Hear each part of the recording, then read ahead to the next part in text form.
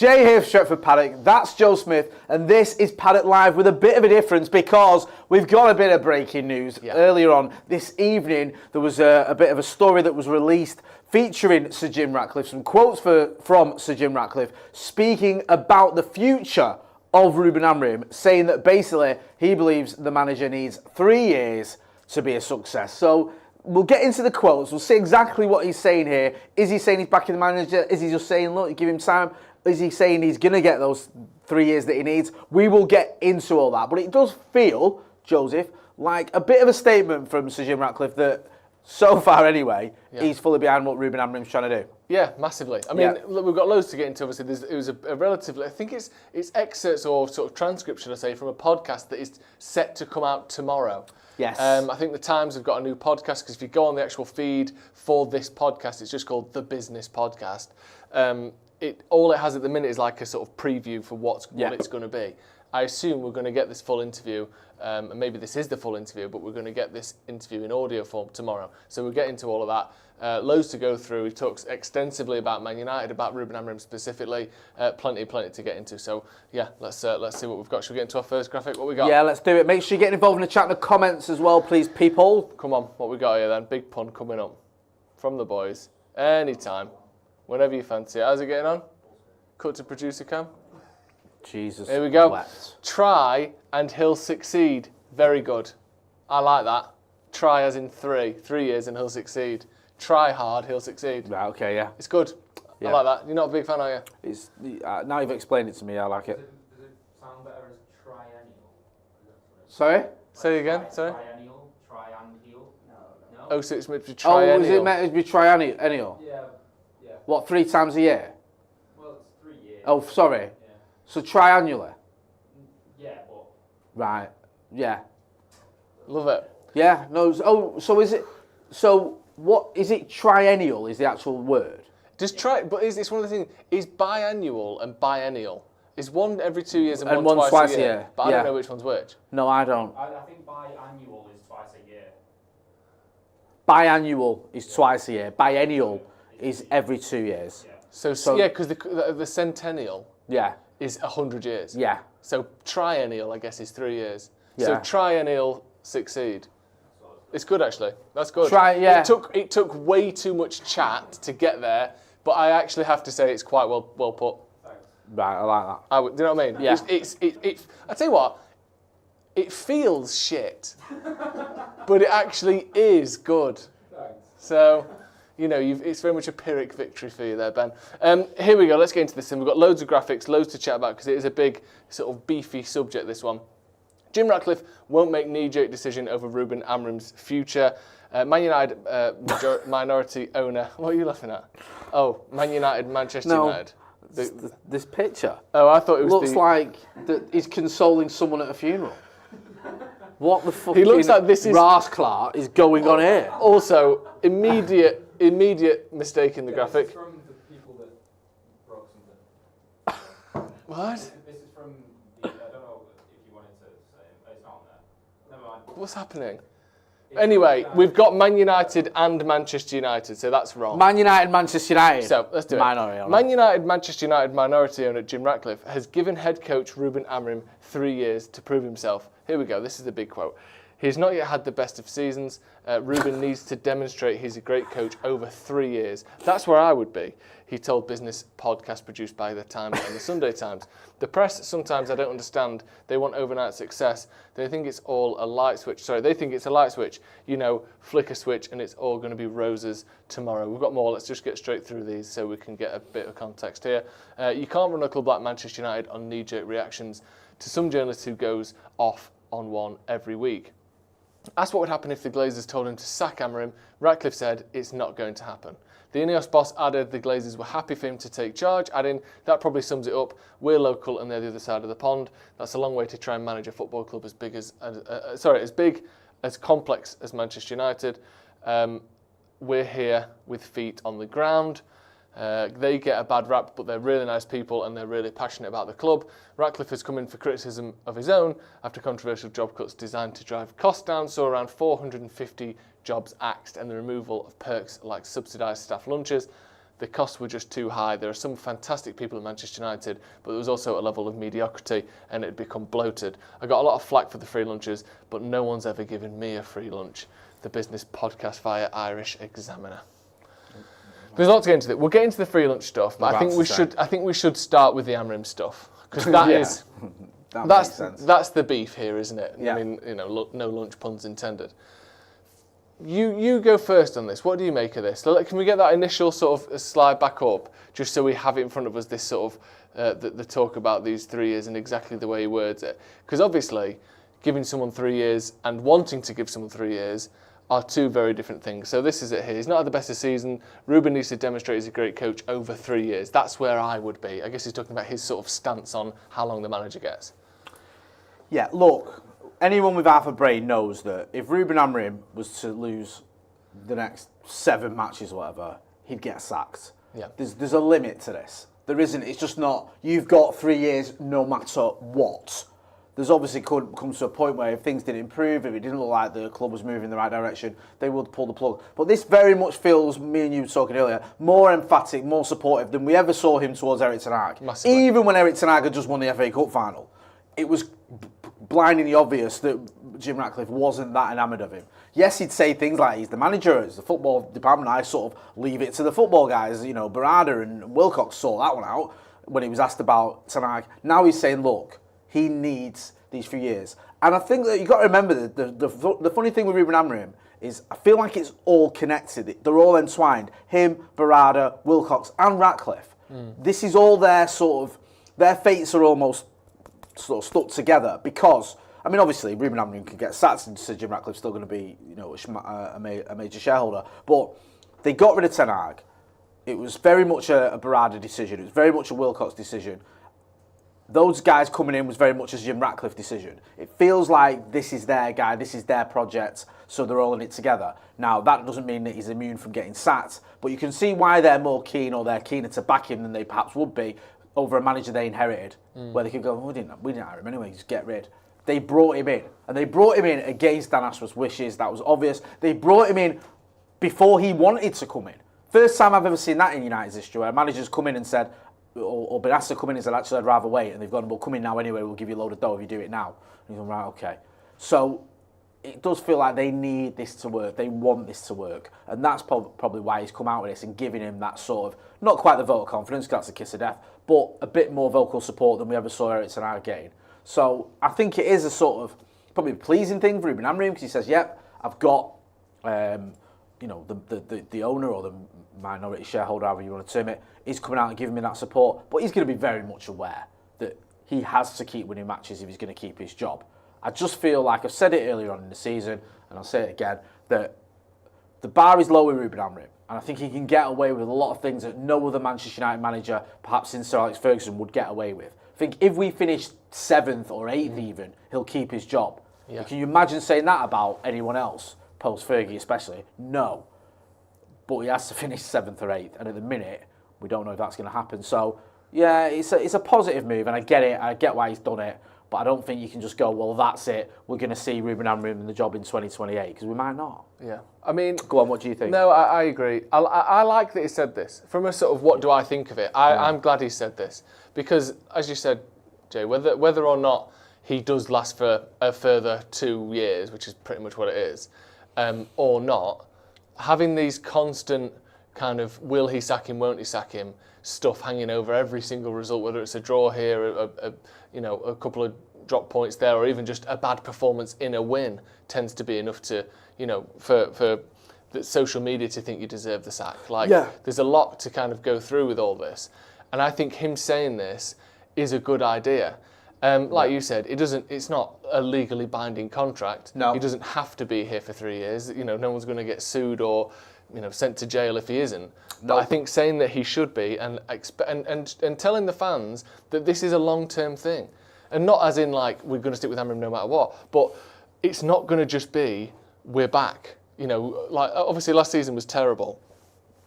And then we've done a lot of sort of meddling and scraping and changing behind the scenes. There's so much turmoil. I think we'll get to it in a minute. We've just got a new sort of director of football operations in. We've just got a new head of the academy in. We've just got a new manager for the under-18s in. We've just got, these are just the last couple of months.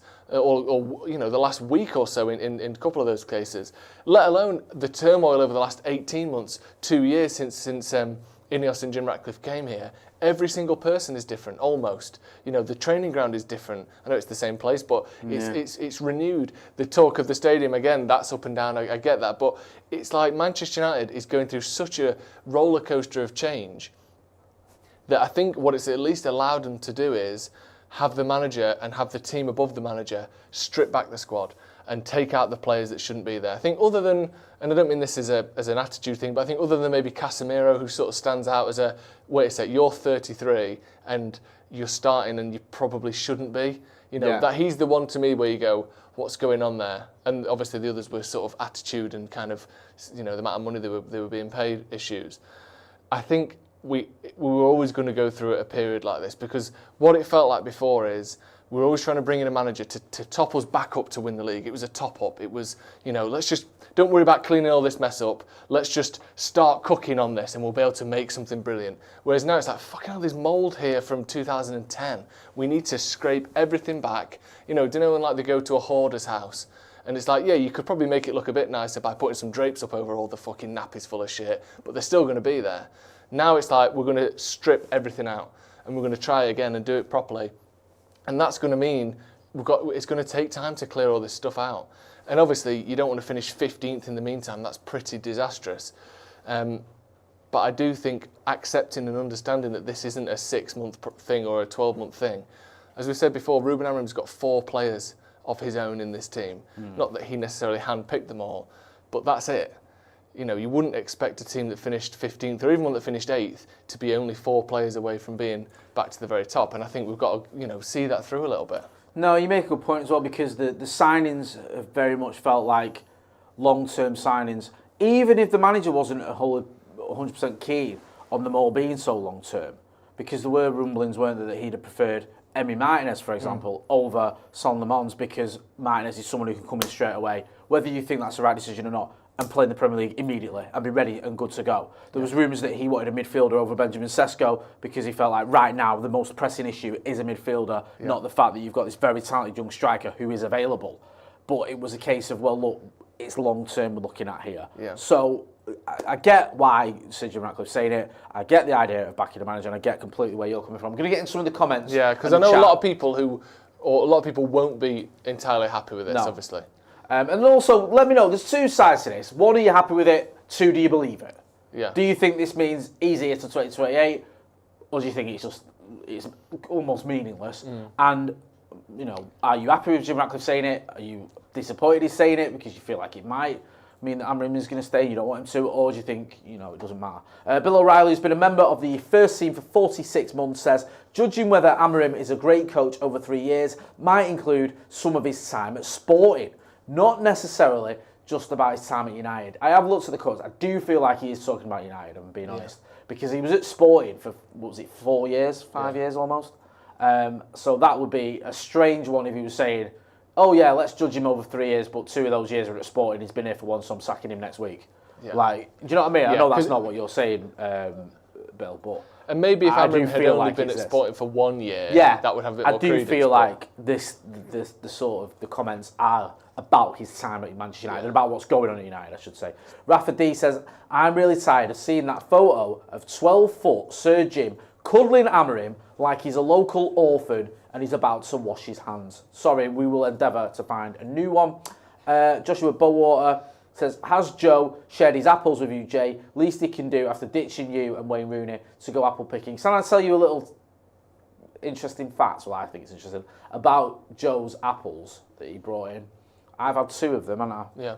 And I've ate all of it, both times, including the core and even the stem on the first one. Even the tree. Even the second one. I ate the whole apple. There was no core. Me and Ben were talking earlier. I couldn't do like the Michael Owen throwing it in the bin thing. No. I ate it all. I've never done that before. That good. It was amazing. Good to see some usual suspects in the chat as well. Mick Holohan, John Neal, who's a legend, and so is his son Alex.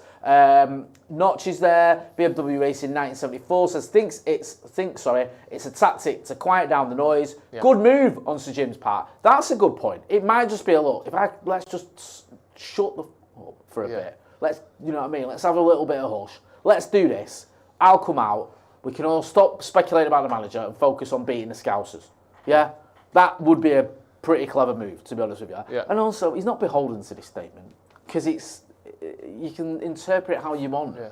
And also, he could have, if you're also looking at it from the other perspective, he could have easily come out and said something that was, far less supportive, but still not, I'm going to sack him. He could have said, the results haven't been good enough this season.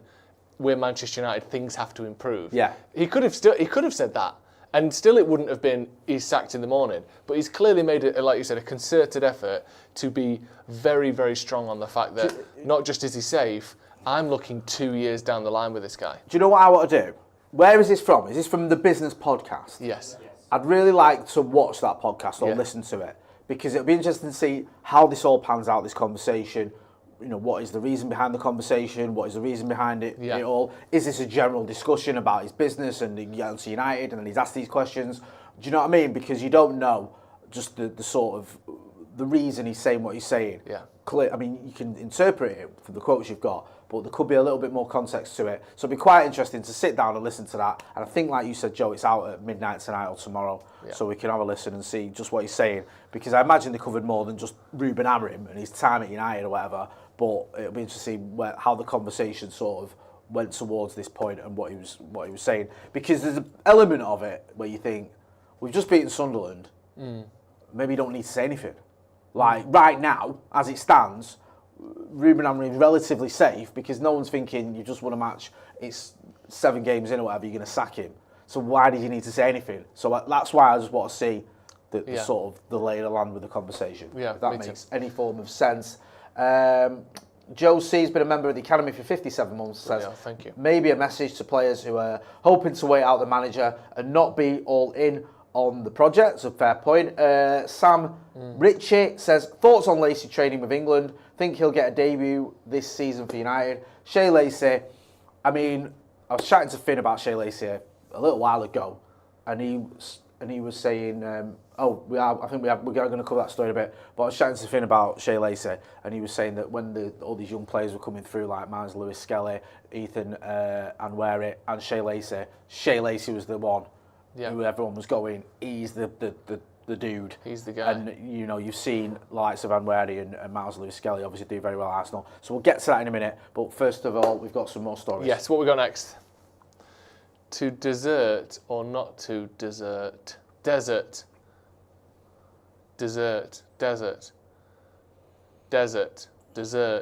Thoughts?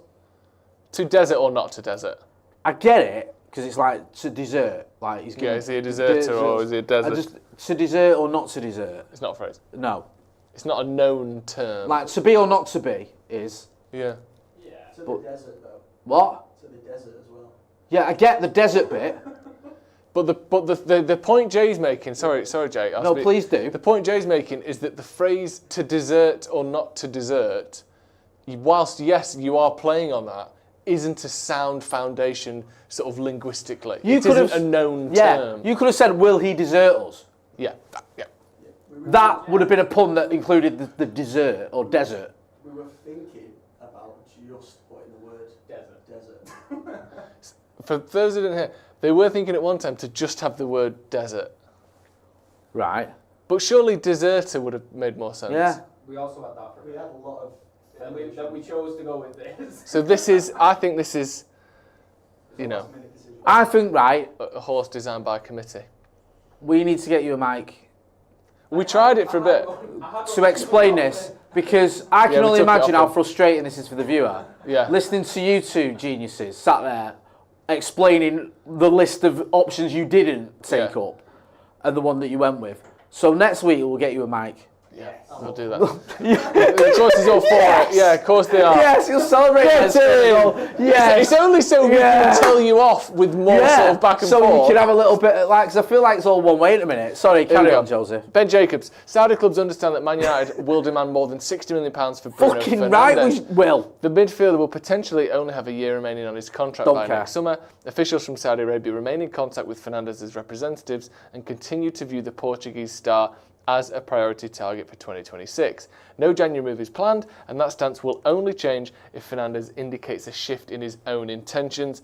Al Hilal are not expected to revive their interest next year, with Al Ittihad emerging as one of the leading Saudi contenders instead. Would be, for me, a silly move for Bruno this. For him, personally, I don't think he should go to Saudi. I think he's got a lot more to offer than going to probably, the 30th best league in the world. For being kind, or maybe might put it a bit higher than that. Yeah. It's not anywhere near the standards that a player of the calibre of Bruno Fernandes should be playing. And yes, he's 31, but he's still a very, very good footballer. Yeah. He's still, on his day, a world-class footballer. And even this season, we've seen it. I know he's had some difficult moments. He's obviously missed 2 penalties. There's been, a couple of games where he's not really been at it, but there's been games where he has been at it. There's been games where he's influenced it in the hardest league in the world. Yeah. And I just think going to the Saudi league, when you're a player who plays as much as Bruno does, who's so energetic and still not showing any signs really of fading, I just think it would be a dumb move for him, from him. And I don't think he should take it. So I think it's almost a moot point whether United would be willing to let him go. I don't think Bruno Fernandes should be going to Saudi. I just don't. No, I agree. Get involved in the chat in the comments. Let's get some more comments and then we'll come back to the next story. Steve M says, finally the club has made a sensible decision. I think he's talking about the Bruno things. Jacob said Bruno was going to Saudi. There was a bit of confusion with that, wasn't there? I don't know what. Let me get into that, because this came, and as everyone is, I blame David Ornstein for this. Oh God, I know what's coming. You do know what's coming. I know what's coming, and I'm already feeling agitated. Your mate, Indy Kayla, has tweeted this morning, and I don't know if this is why Ben Jacobs was asked about this, whether he thought it was pertinent to talk about this. But Indy Kayla, who, for those who don't remember, what transfer was it again that he got credited for by Ornstein? Does anyone remember? Was it the Belaber? The Belaber, that was it. The Belaber interest for Manchester United. David Ornstein said, as per or after Indy Kayla. So now Indy Kayla, who was this sort of like, for years he was just a joke, almost like a sort of social media meme. Then there was this whole rumour that a collection of journalists has bought the account, which, why would they do that other than, I don't know. I don't see any reason they would do that. He does go on podcasts and stuff, doesn't he, Indy Kayla? Does he? He's done podcasts and stuff. It's a person? Yeah. So this rumour of he's a consortium of journalists. But I think this might have been prior to that rumour of that someone saw it. But I think he has done the odd podcast and he's done the odd radio bit in local radio. So he's a real person then? Yeah, but he was a figure of fun, because he'd say things like, he tripped himself up once by saying he was at a press conference where he wasn't.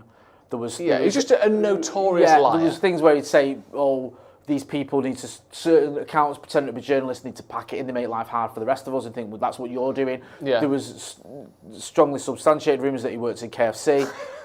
Due to a smell of gravy after a personal appearance. Due to mixing up the KFC menu with one of his tweets at one point. It was all nonsensical. Just, would you like fries with that? Yeah, but then Ornstein's giving credit for the Belaber story. So now he's got this sort of renewed energy and renewed following. Yes. And he tweeted this morning, exclusive, with the bomb kind of, being lit emoji. Yeah. Bruno Fernandes' sale agreed. Carlos Belaber and Elliot Anderson incoming have been told high-level secret Manchester United transfer plans with a keep it quiet emoji. We understand that Fernandes will be sold to Saudi Arabia League for £100 million in the summer. The deal is already agreed between all parties, according to sources, and it seems like Bruno Fernandes is just waiting to sort out personal terms. Funds from Bruno's transfer are expected to be used to bring in Belaber and Elliot Anderson. So that was the sort of wake up to this absolutely fake bombshell. And then now the world, because he's got some level of credibility, almost has to respond to it. And it's an absolute sham. Yeah, I don't believe... This is the problem with him, right? He tweets so much and so many sort of, this could happen and so could this and this and this and this, that when inevitably. It's like for Hadjis, when something happens that they've said, he'll go, as we broke. Yes, 100%. So if Bruno does end up going to Saudi, even though he doesn't know anything, but it might transpire that Saudi come back in for him in the summer and he goes, you know what, I'll have a bit of it. He'll be quick to re-quote himself or retweet himself, say, I told you so. I don't think that Bruno Fernandes or all parties have agreed. I don't for 1 minute think that Manchester United have agreed the sale of Bruno Fernandes with a Saudi Arabian club. I don't. I think that's bollocks. So I don't even know what he's on about there. And also, the deal is agreed between all parties, right? So Bruno's agreed a deal, I say, he's just waiting to sort out personal terms, so he's not agreed anything. And I don't think United have just, this week, decided not only to sell Bruno Fernandes, but also to buy Carlos Baleba and Elliot Anderson. They've already sorted all that shit out, and they've gone and told the guy down KFC about it. Yeah. No. And he's the only one that knows. Yeah. I don't believe it for a minute. No. Now, if any of this transpires to be true, I think it's a coincidence. Me too. It's like Alex Jones or some, the conspiracy theorists. For every Bay of Pigs that turned out to be a conspiracy, there's 1,000, chemtrails, Earth is flats, and sort of Sandy Hook was inside. That is the ratio here. He's just at some point throw enough shit at the wall and some of it'll stick. Yeah, that's his model. Because don't forget as well. Go on. Throw in the face of all your doubters. Look, I got this right. Baleba to United is potentially. Do you remember when I did that in the works? Do you remember when I did that meme with from Moneyball? And I did a joke about Brad Pitt clicking at Jonah Hill, and I said we could replace Ronaldo's goals with Wout Weghorst. Yeah. And I said it as a joke. Yeah. And I said it 3 months before we signed Wout Weghorst. I didn't know anything. No. I didn't predict it. No. It was a joke. Yeah. Do you know what I mean? I did it in pre-season when we was at the United versus Atletico game. We were in Norway. I remember doing it in my hotel room in Norway as a joke. Like, that people ITK obviously messing about, but if you just spout a load of drivel, some of it will turn out to be true. And let's not forget, he covers all the clubs. He's not just the United reporter, reporter using the term loosely. He's someone who covers. So he'll set tomorrow. It'll be we've got an exclusive about Alexander Isak. Yeah. He's thinking of going back to Newcastle, and Newcastle are interested in signing back. Just other shit. Newcastle would be open to him returning. Stuff a mixture of stuff like this. Where, let's be honest as well, we know Saudi are interested in Bruno because they already have been. We know we're interested in Baleba because we already have been. Even if this did happen, it's not like such a long shot that you could only have predicted it by knowing it. Yeah. These are all things, other than the Elliot Anderson stuff, but we have been linked with him. These are all things that are kind of either in the works or have been options at one point. It's just infuriating because all of a sudden you have to sort of take this fucker into account. Yeah. And it's just annoying. It is really, and it is, it's not. And also what makes me laugh is you'll see, because he gets retweeted on my timeline, he'll go, big United news coming up this Wednesday at 3:00. Yeah. You think, we've just been told something, we're going to release it on Wednesday at 3. You don't get told something that's massive news and wait 3 days to announce it. No. That's not what news is. The only way you would be safe in the knowledge that no one is going to break your exclusive for you and therefore ruin your information is by knowing that it wasn't true in the first place. And knowing that you haven't thought of it yet. Yeah. And you're going to think of it 2 minutes before 3 o'clock on Wednesday. How can you be so sure that David Ornstein and every other journalist doesn't get it before you if you're willing to wait 48 hours to release it?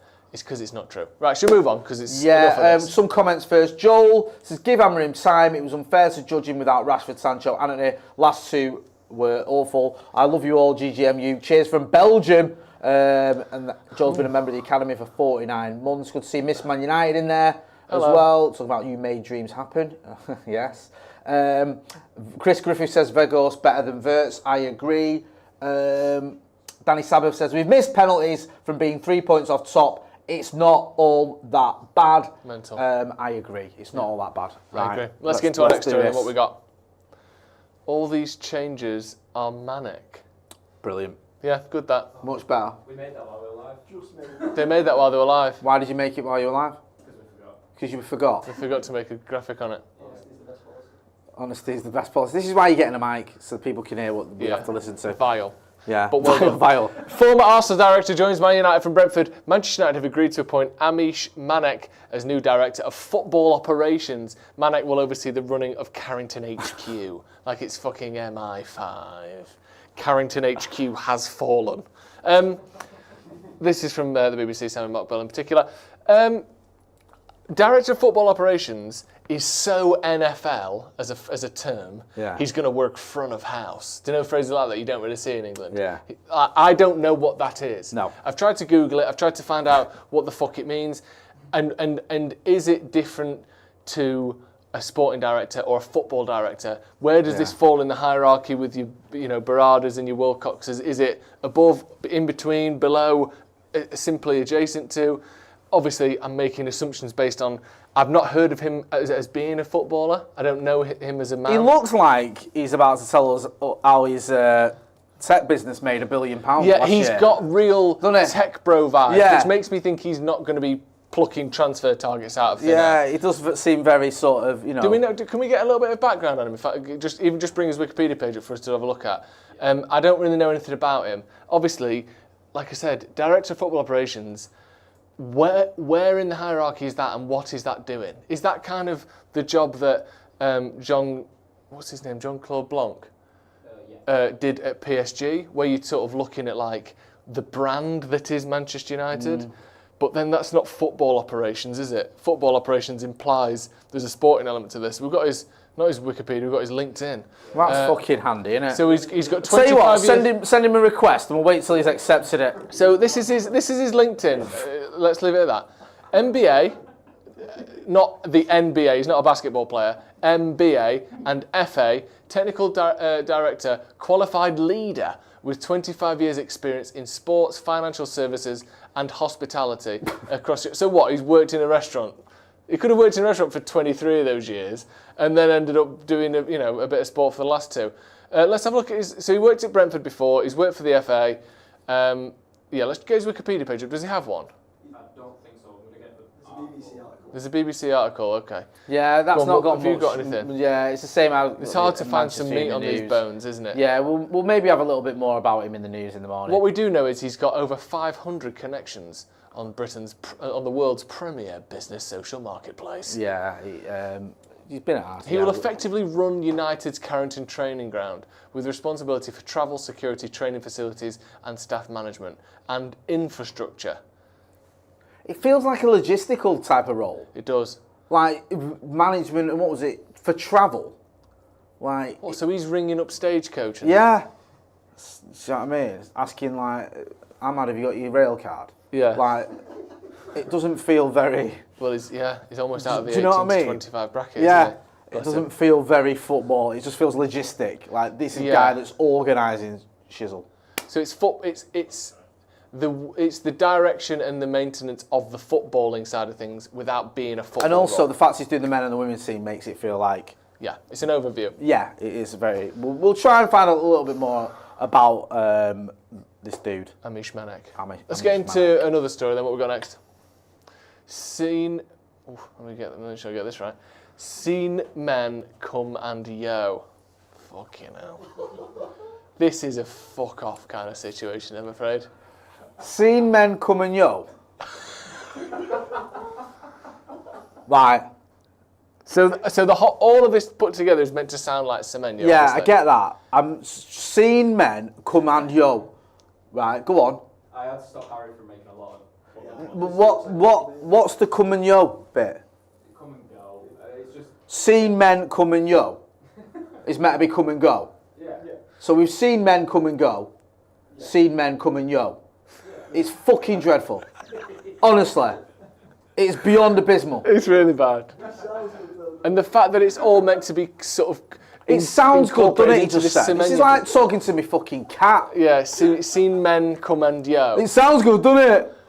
It doesn't sound... Doesn't make any fucking sense. It sounds good. It doesn't sound or look any good at all. Right. Remind me that they're getting a mic next they're week. getting a mic next because they week. can explain this to the viewers. Yeah, right, let's have a look at this. This is from Caught Offside. Man United ready to pay big money. Have we not suffered enough with Look at this. Man United ready to pay big money for rumoured Liverpool transfer target. Antoine Semenyo is emerging as a top target for the Red Devils, and their interest is understood to be stronger than Liverpool's. How strong is your yeah. Despite some rumours to the contrary. Oh, fucking hell, how about both foot in each camps here? Jesus. United pushed for Semenyo in the summer, but it seems they were unconvinced about the Bournemouth asking price at the time, even though the 25-year-old's price will only have gone up since then. It now seems the MUFC are happier to table a big bid for the player. few things to scratch here. One is, it is understood United's interest is stronger than Liverpool's, despite rumours to the contrary. What metric, what is the, we've got the Richter scale, we've got feet and inches, we've got Celsius, classics. What metric or unit of measurement is used to register interest? How strong is your interest? How strong is your interest? Oh, probably a 7.1. Oh, mine's 7. Is it? Me. Yeah. Well, I mean, despite rumours to the contrary, my interest is actually higher than That's yours. what I mean. They somehow made the story shit by having this completely unmeasurable factor of stronger interest in someone. Yeah. And then completely undermined it anyway by saying despite rumours to the contrary. So it might as well said, though, that could be bollocks. Yeah, and they may or may not have stronger interest than Liverpool, who themselves may or may not be interested in Semenyo. Too many sort of caveats. It now seems that United are happier to table a big bid for the player. So not that we're going to table a bid, and not that we're going to get him. It's that we seem like we might be more happy to. Should we do so, we would be less unhappy now than we would have before. This is all nonsense, shit, bollocks. Yeah, it's very, very poor, this story. It is. I mean, we have been linked with him in the past, haven't we? I think we were linked with him last summer. Obviously, it didn't happen. We brought in Mateus Cunha, we brought in Bruno Fernandes. I know he's a different player completely, but we brought in another attacker in Benjamin Sesko. Could we feasibly go for Semenyo? It's not beyond the realms of possibility next summer. His start is certainly on the rise, or certainly, he's doing very, very well. Started well, hasn't he? Yeah, he started well, and he had a decent season last season as well. I'd be surprised, to be honest with you. If he hadn't scored, 6 goals in 7 games or whatever it is this season, this article doesn't exist. Yeah, I think it's absolutely jumping off the back of him having a personally very good start. It'll be interesting to see how he replicates it across the season. I think he's got 6 goals from something like 3 XG, which is difficult to maintain. I expect him to have some lean spells. He's always been a player that registers a lot of shots per game. He's a very sort of active, very involved footballer, and I like him. I think he's very good, but I don't think this interest is remotely real as it stands. And if it is, it's only being written about because he started so well and he's a name that more people are talking about. For me, this feels like bollocks. Yeah, it does. Yeah. I'd be surprised if that is a sort of a target or a player that we are going for or prioritising this summer. Let me know what you think. Get involved in the chat and the comments. Neil Wolf says from cherry to red, but which one? Nice. Next summer's about to be midfield, wing backs and defenders, says Danny Sabbath. And also striker as well. Steve M says he kind of reeks of a future Spurs player. He's so Spurs. He's so Spurs, isn't he? Yeah, he does feel like that. Like when you think, he doesn't feel like a Chelsea player, even though they buy everyone. I don't see him at Chelsea. I could see him at Spurs. I could see him at Liverpool. I don't see him at United. Liverpool fucking hoovering up players and like That's no true. one's business, aren't they? Right, what we got next? Zirkzee, see you later. But it's simple and effective. Yeah. Disbelief at Zirkzee. Striker wants to transfer... What? Has this been Google translated? Or am I just an idiot? Oh, it has. Vote Ball International. Disbelief at Zirkzee. Striker wants to transfer with the Dutch national team because of the World Cup. Almost unnecessary, this, isn't it? It's got to the point where it's so Google Translate. You know when you Google translate something and make the graphic for it, you can alter it. You are allowed to read it, in your native English tongue, and go, that doesn't make any sense. Yeah. Let's reword it so it does. Yeah. It's not legally binding, the Google Translate. Yeah. Just so we're clear on that.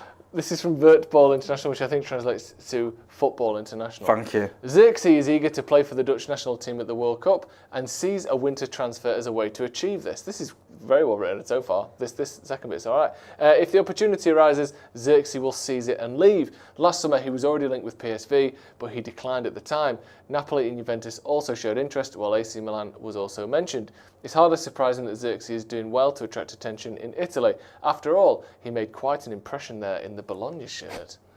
You've got a Bologna shirt as well, haven't you? When you're eating sort of hot Italian meats. Nicely done. It's already ruined. That's why I have to have my napkin on my chest as a bib. Bologna shirt on. Yes. Thoughts? I mean, this is the thing. I was chatting to you, I think, on Saturday, just when the teams were announced for the Sunderland game, just before you went live. And I was saying it's weird at United because we're not really doing that well. We are kind of struggling. There's obviously areas where we need reinforcements, mainly in midfield. Yet we do have almost too many players for certain positions because he can't keep everyone happy. Yeah. Kobe Mainoo's not getting any games. I think we're going to get onto him later. I think, maybe. No, might not. But he wants to leave in January because he wants to go to the World Cup and he ain't getting games. I don't think he's started a Premier League game yet. We have one game a week. Zirkzee's played even fewer minutes, I think, than Mainoo has. Yeah. Then you've got Cunha, who's a new signing, who's now starting on the bench because Mason Mount's doing a very good job. Yeah. So it's weird. And the trouble you've got is... Whilst you've got Ahmad and Bruno. You've got Ahmad and Bruno, there, yeah. Trouble you've got as well is you've only got one game a week. So if you miss out this weekend, or next weekend when we play, you've got to wait a week. And then the chances are, like the players that didn't start against Sunderland probably aren't going to start against Liverpool because we beat Sunderland. So is Mount going to get dropped for Cunha? Probably not. Is Zirkzee going to come in for Mbumo? Probably not. Is May going to come in for Casemiro? Probably not. So you're looking at going, I didn't play that week. Well, I didn't national break. Then I'm not going to play next week. So the games are few and far between for certain players who obviously need game time, especially in a World Cup year. So it is this weird situation that United find ourselves in.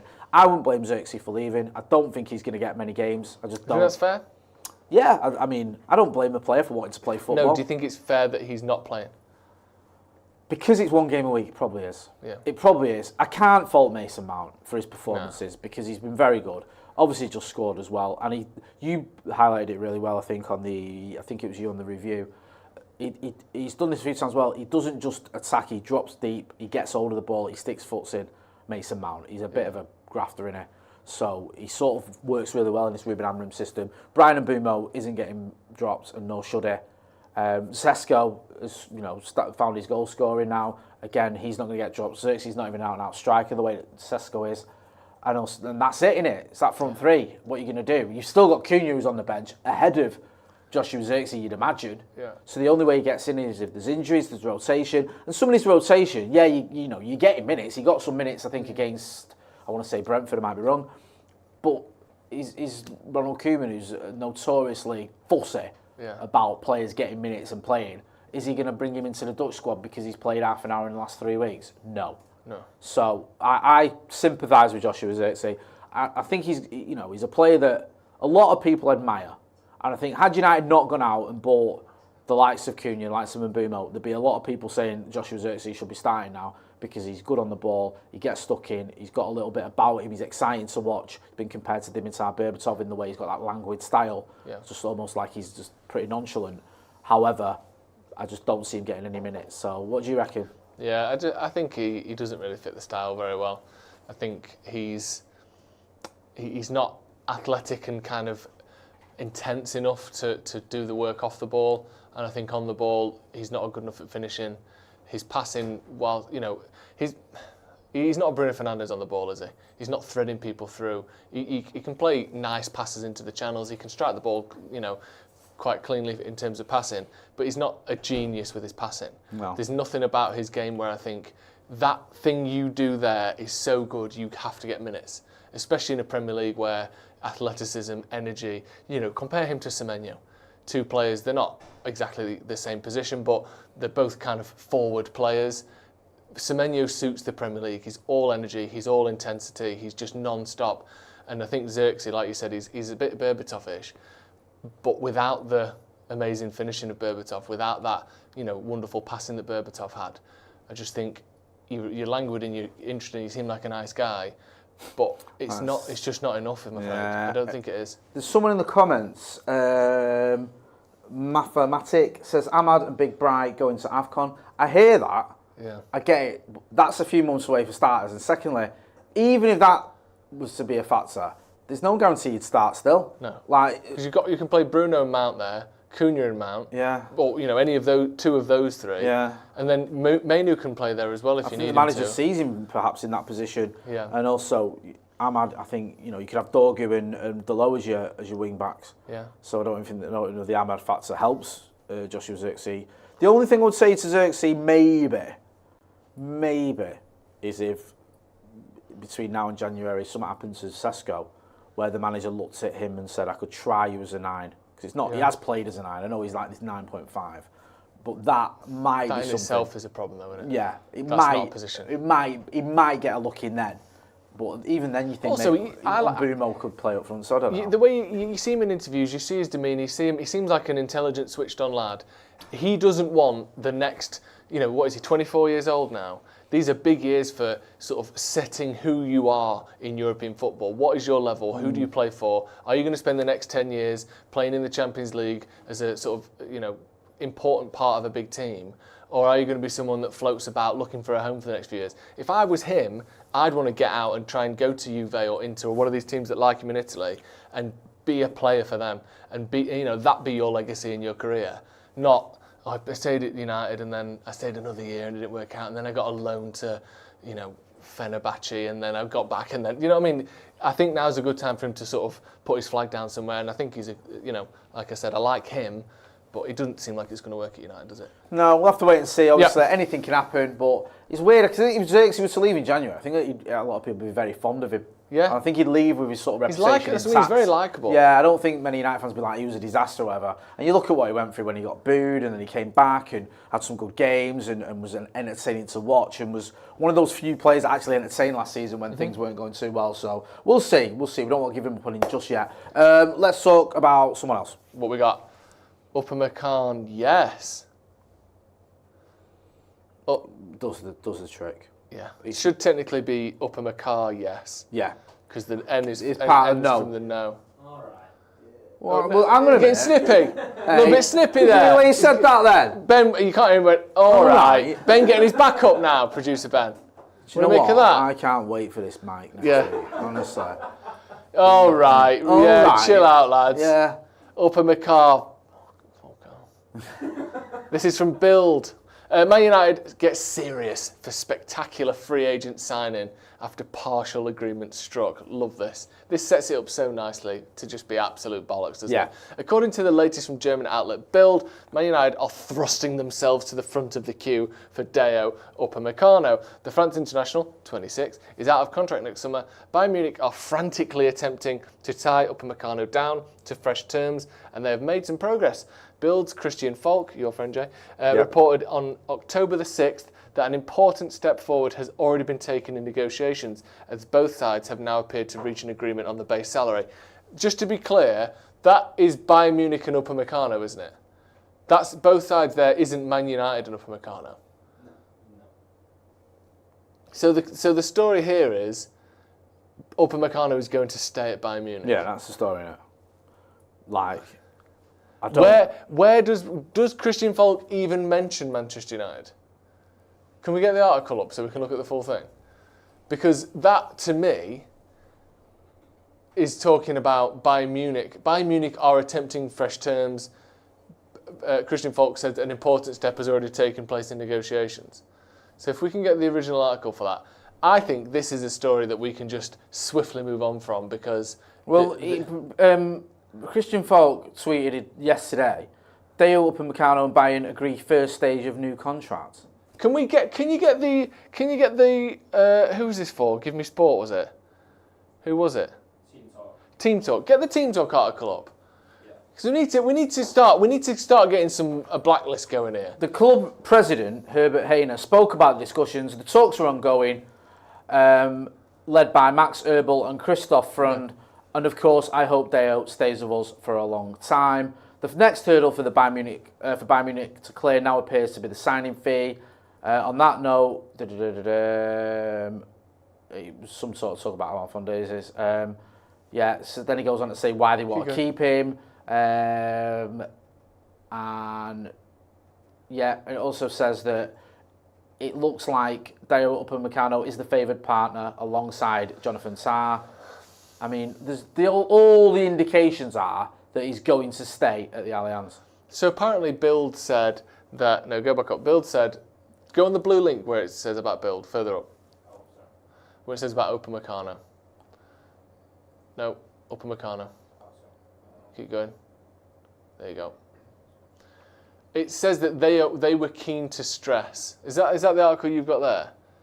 I've just got the Christian Falk article from Bayern Insider. It's what he's posted. I think it's his little So article. The Bild version of this supposedly at some point says That's the same article.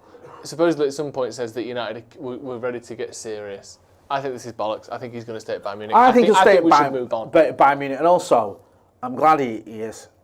Like, Upamecano, if I had hair and he was at United, I'd lose it all. Because 1 minute he can be amazing and look like the best defender you've ever seen.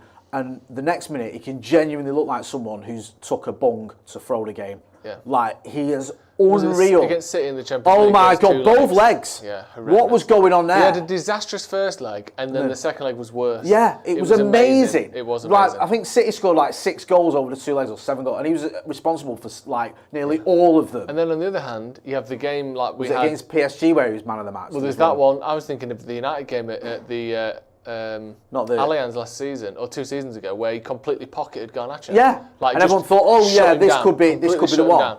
And then he's had the one. Was it him at Leipzig where Marcus got his hat-trick? Yeah, nutmegged him, I think. Yeah, that was it. It used to be him and Canate, didn't it? They were a little pair there. Yeah. So I just feel like, you know what? I'm too old to be watching Upamecano and just deciding 1 minute he's the best defender I've ever seen, the next minute he's the worst. Can't be doing with it. Let's talk about some proper centre-backs instead. We've had a butcher's hook. He's nearly back. Come on. That is absolutely chef's kiss. That's fantastic. That is 10 out of 10, that. Yeah. You've completely just saved your career. Yeah, you've saved your and our bacon there. Yeah. That's really good. A bit of Cockney Rhyme for those who don't know, butcher's hook means luck. Yes. He's called the butcher. Yeah. He's nearly back. It's so good. It's fantastic. We've had a look, he's nearly back. Wow, wonderful. Everyone's loving it. It's literally standing ovation in the comments. It is. The chat has fallen to their knees in Sainsbury's, as they say. He's absolutely fucking smashed it. Who came up with that? Me. Fuck off. And I love that. I mean, well done. Sorry, I love that as well, because I say butchers up quite a lot. Yeah, is that why you did it? Right, because I say it all the time, and I get a lot of stick for it, because I'm not. Pandering to the boss. Pandering to the boss, yeah. Yeah, have you noticed how respectful they are of us, Joe? Pandering to us, yeah, right. Gets the boss a coffee, does he? Gets the boss a coffee. Unbelievable. I hate it. That's right, isn't it? Because why don't you base it on one of my What do you always say then? What's yours say? What's yours saying? I've got loads of phrases I say all the time. Go on, give us one. We'll see in a bit. Minge piece.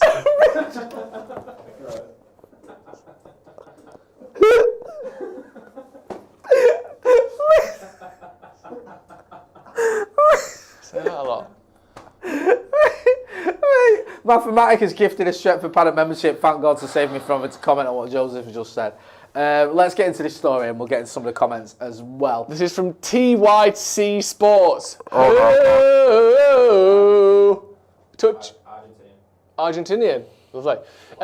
Lisandro Martinez is close to returning to play. Yes! After tearing the cruciate ligament in his left knee that he suffered last February, the Manchester United defender is finalising details before getting back to professional action. Sounds like it's a transfer. The native of Hualhue, that can't be right. I don't know. Hualhue, someone tell me in the comments how to pronounce that, had an MRI last week to check the condition of his joint, and the results were more than positive. He's very keeping on the butcher theme here, aren't we? Yeah, exactly, yeah. The condition of his joint before he served it up to everyone. Yes, 30-day aged.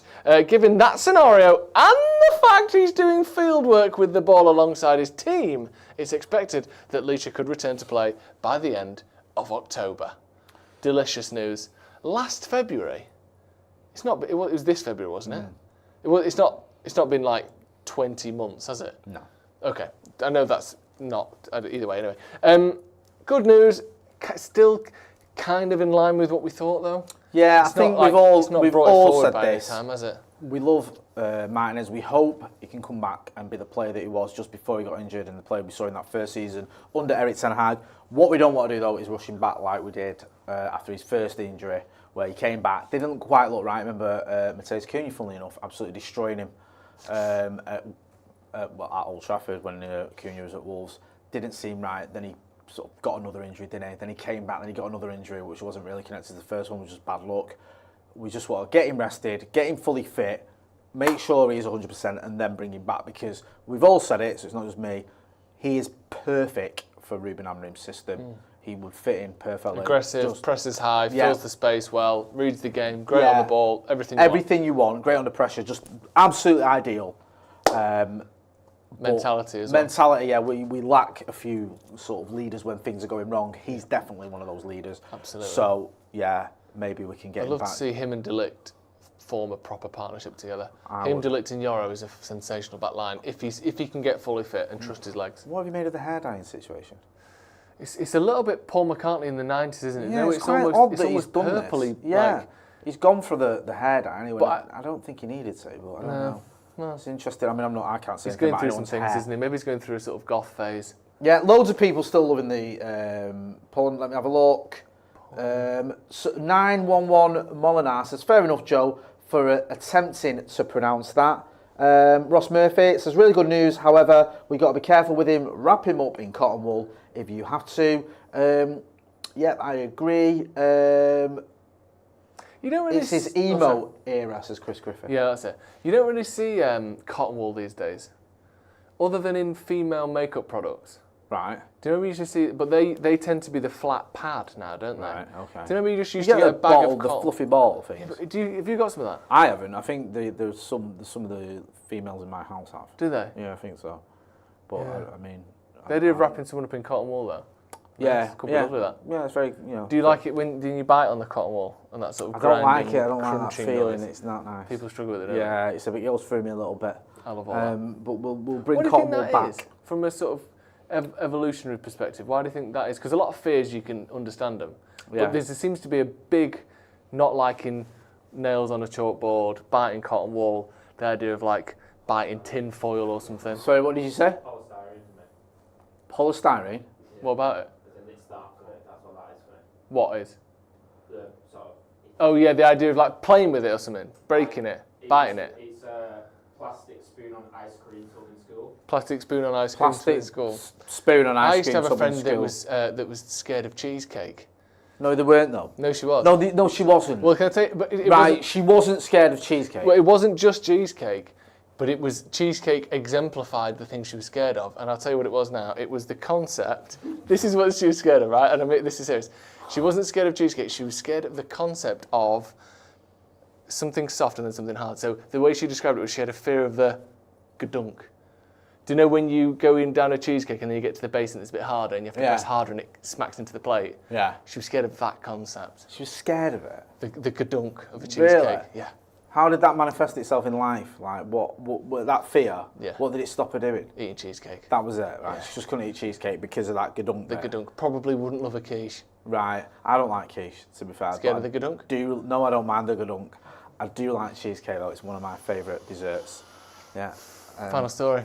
Yeah. Is that it? Oh, we One got. more. Thank God. Shea's not stirred. As in shaken, not stirred. Yeah. Shit, innit? Shit, that. You just don't like me anymore. You sound like every girlfriend I've ever had. You just He said don't you like. don't like me anymore. Ever since you. Well, you're had bringing that- up stuff had from the that pun past. That it was based on something I say. I do like you. Just the nature of the relationship changes over time. I love you. Sorry. Nathan Salt says, Shea Lacey got to train with England's senior team today. Deserved recognition and chances to impress Thomas Tuchel and his staff in a rare England first team training session. There you go, Shea Lacey just sort of glowing a little bit there, just so we can see who he is. Nice little story. I think it doesn't necessarily say too much, but it's good for him. Great for him, really, isn't it? Like, I think he's already been called up to the under-21s, or when he's in the year group below that, which is already good. Or, no, I think he's called up for the under-20s when he's only 18, which is obviously already good. Now he's training with the first team. Great. Yeah, anyone who's watched Shea Lacey knows how talented he is. There's never a question about his ability, whether he's good enough to make it at the highest level. And as I said earlier, there was a time when I think he was in the England under 15s, 16s, whatever it was, and there was him, there was Ethan Nweri, there was Miles Lewis Skelly, and he was the one that everyone was going, actually, Shea Lacey was the kid who's going to absolutely smash it. Then he got lots and lots of injuries successively. And it was like every time you thought he was coming back, he picked up another injury or aggravated another injury. And there was a real concern about, is he going to make it as a professional footballer because his body keeps letting him down? Through no fault of his own whatsoever, this isn't a case of he wasn't looking after himself or any of that nonsense. It was just bad luck. What can you do? And at a time when, for a lot of players, the only sort of answer to it, if you can, is to play less, play fewer games. Which when you're sort of on the verge of trying to get into the first team or trying to make an impression in the under-18s or the under-21s, mainly under-18s now, isn't it? Then it's very difficult to take that step back. But seeing him doing well for the under-18s, seeing him doing well to the point where Thomas Tuchel's noticed it and the England staff have noticed it and got him training with the England first team is a positive move. Shea Lacey, I think I'm right, he's the lad who's a Scouser and all his family are Liverpool fans and he's a United fan, I think, which is just phenomenal. I would love to see him. Finn was talking about maybe he could even be one of the options longer term at wing back, I think he suggested. Who knows? We just need to see him play consistently, get fit, stay fit, and his time will come potentially this season. You could look at it and you could go, maybe someone mentioned earlier in the chat about AFCON, could that be an opportunity for him when there's a few players who are missing, if we get a few injuries or whatever, maybe towards the end of the season, depending on where we're at, does he start bringing in a few of the youngsters and going, right, let's have a look towards next season already? I don't know, but good news, nice to end on a positive news story. And just on Nathan Salt as well, who is a friend of the channel, we're going to have him on again very soon so we can discuss this and other stories with Nathan, a top bloke indeed. Thank you to everyone, I really enjoyed that. Yeah. It's been a very exciting and interesting Paddock Live with the big story there, of course, if you missed it. Looks like sort of Ruben Amorim has the backing of Sir Jim Ratcliffe to be part of this project up until 2028, but we'll see whether that sticks. Joseph, always a pleasure. Thank you very much. We're going to be back tomorrow, aren't we? Me, Dee and Stephen Alson for Off the Bar. Yeah, back for that. So make sure you're hitting like, share and subscribe. Go and check out Joe as well on the Sloppy Joe's podcast. They've got a new episode out. That's been Joe Smith. I'm Jay Motti. This has been Paddock Live. Thanks for watching.